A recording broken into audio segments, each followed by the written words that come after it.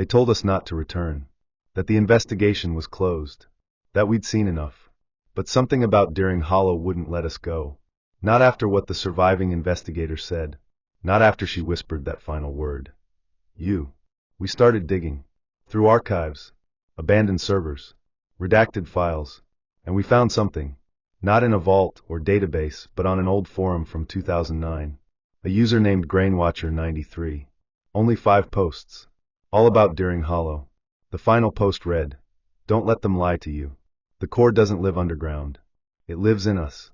Attached was a set of coordinates, half a mile outside the original boundary of the town. Deep in the forest. Off-grid. No trails. Just trees, stone, and silence. We packed light. 1 camera. 2 radios. 3 of us. And we went in. The location took us to a moss-covered stone wall. Barely noticeable from a distance. But once you're close, you see it. Etched symbols, ancient-looking. Some matched what we'd seen on the wall behind the basement chair. Others were new. And at the center, carved into the rock, was a shape, a human eye. We camped just 20 feet from it. At dusk, we heard the first noise. A metallic click. Repeating. Faint. Not from the forest, but beneath us. As if gears were turning underground. Then a light. A soft red glow, coming from behind the wall. One of us, Jamie, touched the symbol. The stone moved. Just a few inches. But enough to release something. A low-frequency hum, almost like a breath. The kind you feel in your chest before your ears. Jamie collapsed instantly. Seizing. Eyes rolled back. We called for help. No signal. Then she spoke. Not in her voice. She said, "The host is open. The memory has been triggered." We dragged her back to the tent. She was freezing. Still unconscious. But her mouth kept moving. Whispering names. Dozens of them. Some familiar. Some we'd never heard before. But the last one sent a chill through every cell in my body. She said my name. At sunrise she woke up. No memory of the symbols. No recollection of touching the wall. But she knew things. Exact dates of events in Deering Hollow's history. Details never released to the public. Including the name of the original core subject. It wasn't Emily Lark. It was her mother. Jamie's real name was Jamie Lark.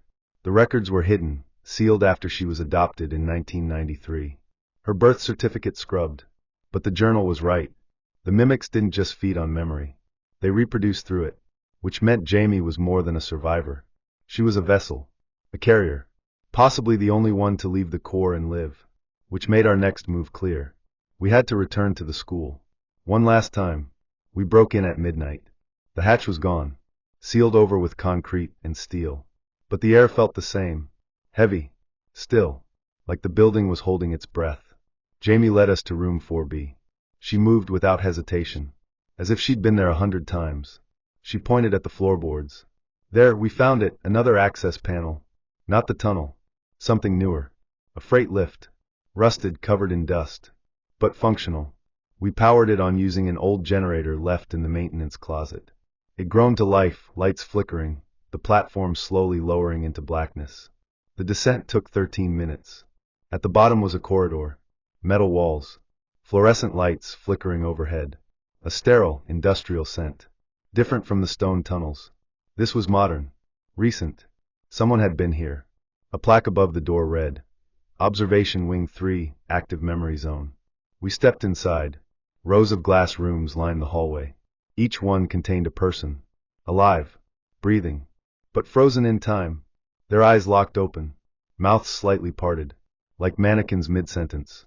In one cell, a man held a phone. In another, a woman sat at a vanity mirror. They weren't restrained. But they never moved. Then we saw her. Emily. Not a projection. Not a ghost. She stood inside the last room. Awake. Staring right at Jamie. She spoke first. "You found your way back," she said. "I wondered how long it would take." Jamie stepped forward.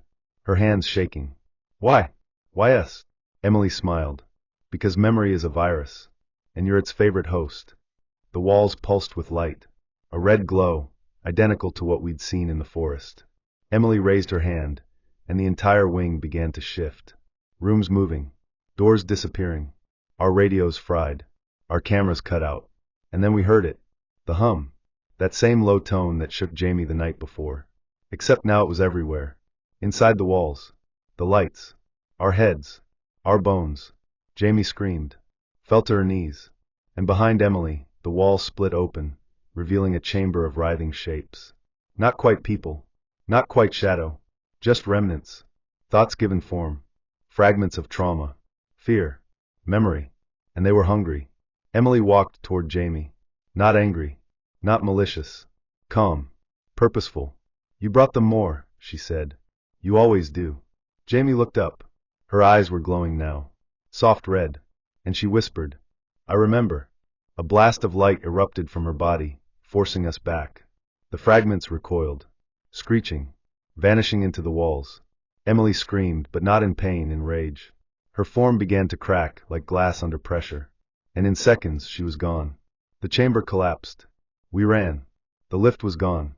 No stairs. No exit. Just steel walls and that hum, now distant like it was retreating. And then silence. A new door appeared. We stepped through it, and we were in the forest. Not just outside the school. Miles away. No idea how. But we were out.